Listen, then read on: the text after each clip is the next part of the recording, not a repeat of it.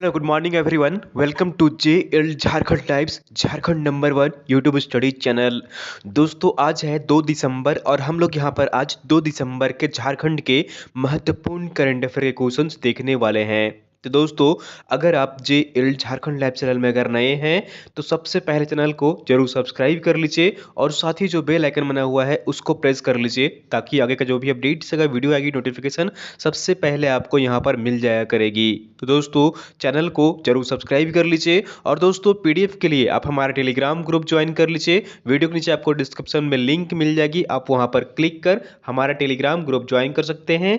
Daily शाम के 7 बजे वहां पर पीडीएफ प्रोवाइड कर दी जाती है, तो पीडीएफ के लिए हमारा टेलीग्राम ग्रुप जरूर ज्वाइन कर लीजिए। और दोस्तों चलिए हम लोग यहाँ पर आज 2 दिसंबर के झारखंड के महत्वपूर्ण करेंट अफेयर के क्वेश्चंस देखते हैं। तो यहाँ पर आज का पहला प्रश्न है, झारखंड के किस कवयित्री को शैलप्रिया स्मृति सम्मान 2021 प्रदान किया जाएगा? ठीक है, तो झारखंड के किस कवयित्री को शैलप्रिया स्मृति सम्मान 2021 प्रदान किया जाएगा? तो इसका सही आंसर जो होगा यहाँ पर ऑप्शन नंबर बी इज बिल्कुल सही आंसर हो जाएगा। ये है रश्मि शर्मा। कौन है? रश्मि शर्मा है, झारखंड के रांची की हैं ये, और इन्हीं को शैलप्रिया स्मृति सम्मान 2021 प्रदान किया जाएगा।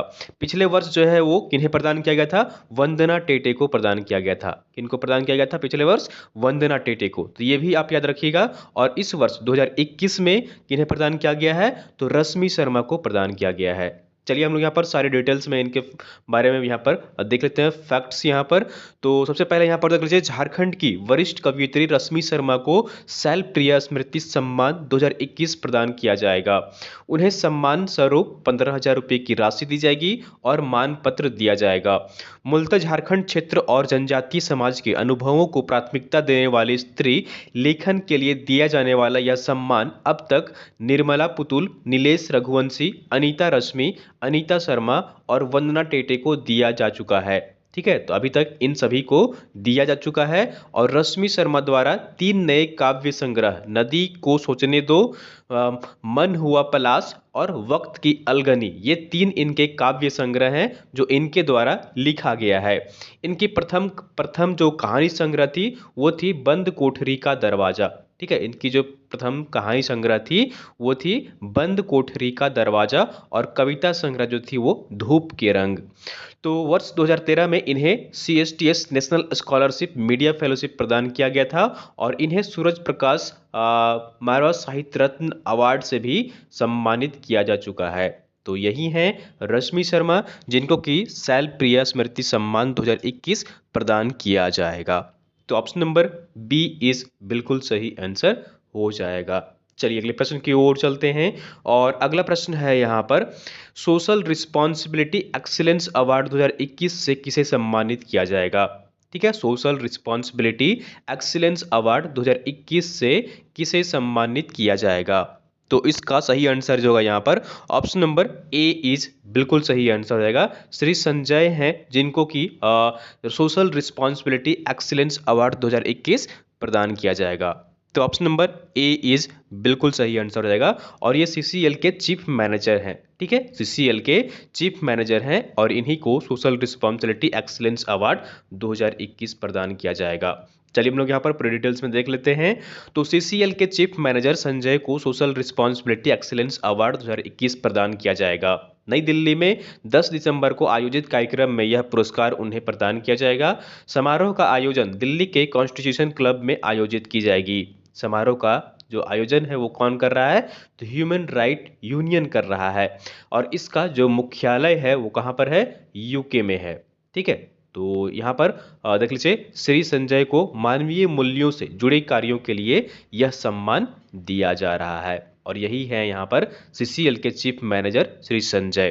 तो ऑप्शन नंबर यहाँ पर होगा ए इज बिल्कुल सही आंसर हो जाएगा। इन्हीं को सोशल रिस्पॉन्सिबिलिटी एक्सीलेंस अवार्ड 2021 प्रदान किया जाएगा। चलिए अगले प्रश्न की ओर चलते हैं और अगला प्रश्न है यहाँ पर, झारखंड में पर्यावरण में हो रहे परिवर्तन का असर एवं बदलते पर्यावरण को अनुकूल तैयार करने के लिए केंद्र सरकार ने पहले चरण में किन 2 जिलों का चयन किया है? ठीक है, तो पर्यावरण जो है वो लगातार हमारी जलवायु है वो लगातार चेंज हो रही है, तो इसको जो बदलाव हो रहा है पर्यावरण में, उसको देखकर केंद्र सरकार ने यहाँ पर फैसला लिया है कि जो परिवर्तन हो रहा है उस पर कहीं ना कहीं सुधार किया जाए। इसके लिए किन 2 जिलों का चयन किया गया है इनमें से?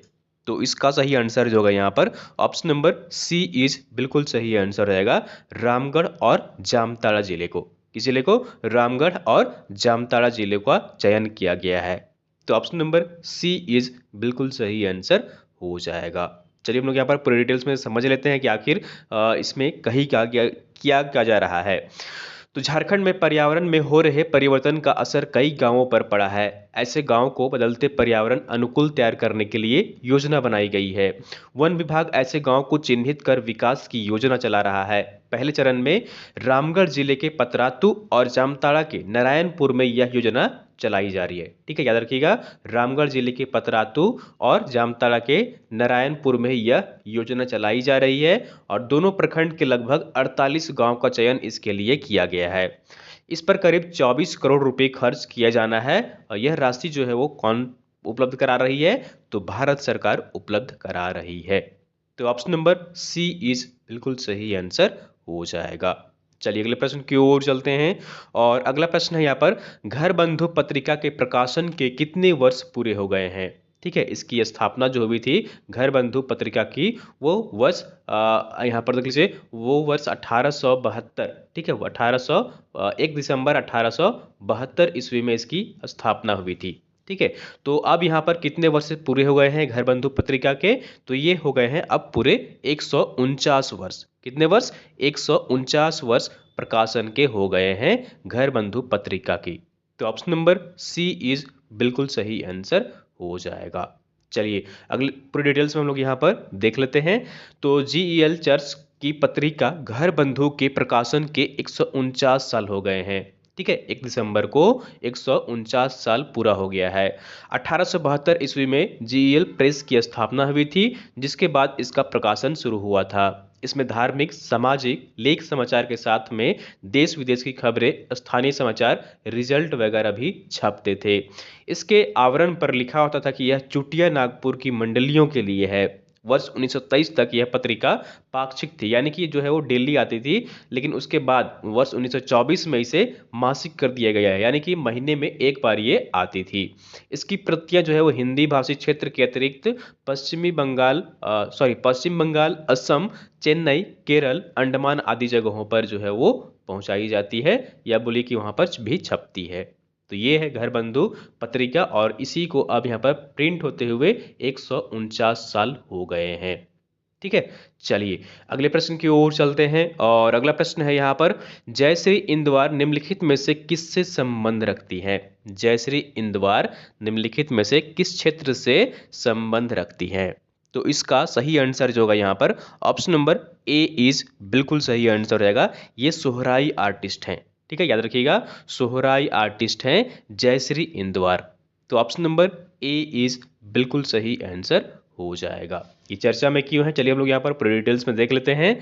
तो जयश्री इंदवार ने सोहराई कला को राष्ट्रीय पहचान दिलाने में बड़ी भूमिका निभाई है। कला में गहरी रुचि रखने वाले जयश्री को शुरू से पेंटिंग, सिलाई, कढ़ाई का शौक रहा है। वर्ष 2005-6 में इन्होंने सोहराई पेंटिंग पर गंभीरता से काम करना शुरू किया था। उन्होंने अपने शौक को न सिर्फ अपना व्यवसाय बनाया, बल्कि बड़ी संख्या में महिलाओं को इससे जोड़कर उन्हें भी रोजगार मुहैया कराया।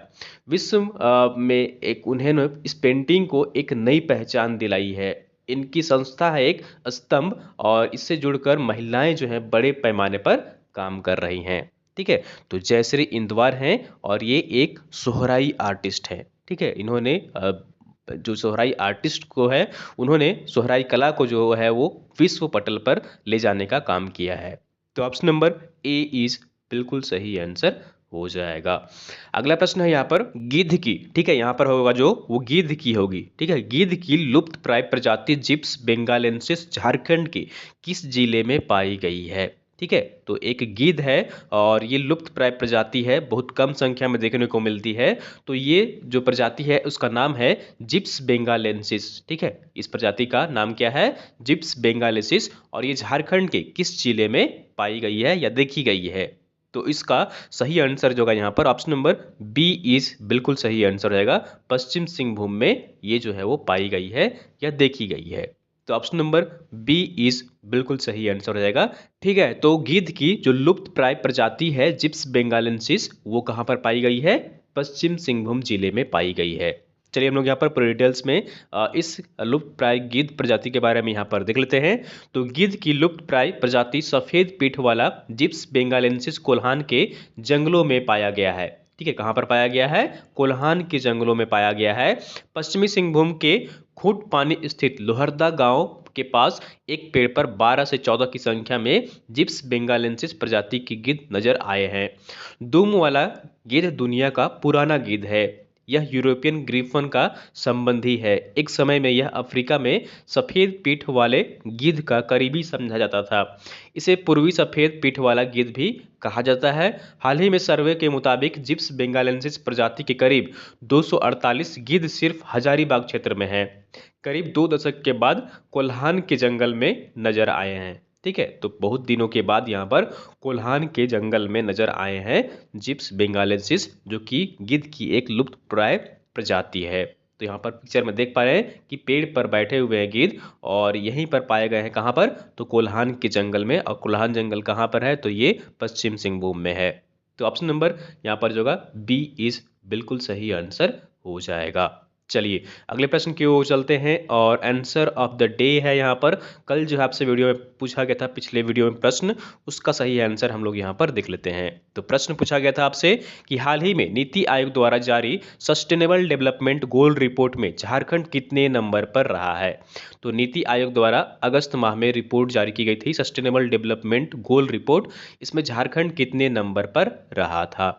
तो इसका सही आंसर जो होगा यहाँ पर ऑप्शन नंबर बी इज बिल्कुल सही आंसर हो जाएगा। और 27वां स्थान प्राप्त हुआ था झारखंड राज्य को। और आप लोगों ने कुछ लोग इसका सही आंसर कमेंट किए थे कमेंट बॉक्स में, जैसा कि मैं देख पा रहा था। चलिए हम लोग यहाँ पर पूरी डिटेल्स में देख लेते हैं। तो हाल ही में नीति आयोग द्वारा जारी सस्टेनेबल डेवलपमेंट गोल रिपोर्ट में झारखंड 27वें नंबर पर रहा है और बिहार 28वें नंबर पर रहा है। वर्ष 2020 में एसडीजी के 16 बिंदु पर सभी राज्य और केंद्र शासित प्रदेशों में किए गए कार्यों के आधार पर नीति आयोग ने परिणाम निकाला है। झारखंड में 36.20% बच्चे ठिगनापन के शिकार हैं, जबकि 42% बच्चे का वजन जो है वो कम है। 62% गर्भवती महिलाएं एनीमिया की शिकार है, लेकिन 100% परिवारों के पास बैंक खाता है। ठीक है, और झारखंड को समेकित रूप से कुल 56 अंक मिले थे और वर्ष 2020 में सबसे ज्यादा अंक लाकर केरल और चंडीगढ़ विकास के पैमाने पर अव्वल रहे हैं। झारखंड राज्य में 36.96% आबादी गरीबी रेखा के नीचे है, जबकि इस मामले में राष्ट्रीय औसत 21.92% है। तो ऑप्शन नंबर बी इज बिल्कुल सही आंसर हो जाएगा। चलिए लोग यहाँ पर आज का क्वेश्चन ऑफ द डे देख लेते हैं। इसका सही आंसर कमेंट करके आपको कमेंट बॉक्स में बताना है। तो क्वेश्चन है यहाँ पर, हाल ही में भारत में पहली बार लेडी बर्ड मिमिक स्पाइडर प्रजाति की मकड़ी झारखंड के किस जिले में पाई गई है? ठीक है, हाल ही में भारत में पहली बार लेडी बर्ड मिमिक स्पाइडर प्रजाति की मकड़ी झारखंड के किस जिले में पाई गई है? चार ऑप्शन है आपके यहाँ पर, गुमला, खूंटी, रांची या फिर पूर्वी सिंहभूम। ठीक है, तो इन चार ऑप्शन में से आपको कमेंट करके बताना है कि इसका सही आंसर क्या होगा। ठीक है, तो इसका सही आंसर कमेंट करने की कोशिश करिएगा कमेंट बॉक्स में। दोस्तों ये थी यहाँ पर आज की झारखंड की महत्वपूर्ण करंट अफेयर के क्वेश्चंस। उम्मीद करता हूँ आपको वीडियो पसंद आई होगी। जरूर लाइक करिए, चैनल को सब्सक्राइब नहीं किए हैं सब्सक्राइब कर लीजिए और वीडियो को आप लोग अपने दोस्तों के साथ अधिक से अधिक शेयर कर दिया करिए, ताकि अन्य लोग भी यहाँ पर जुड़ सकें और झारखंड के महत्वपूर्ण करंट अफेयर के क्वेश्चंस देख सकें।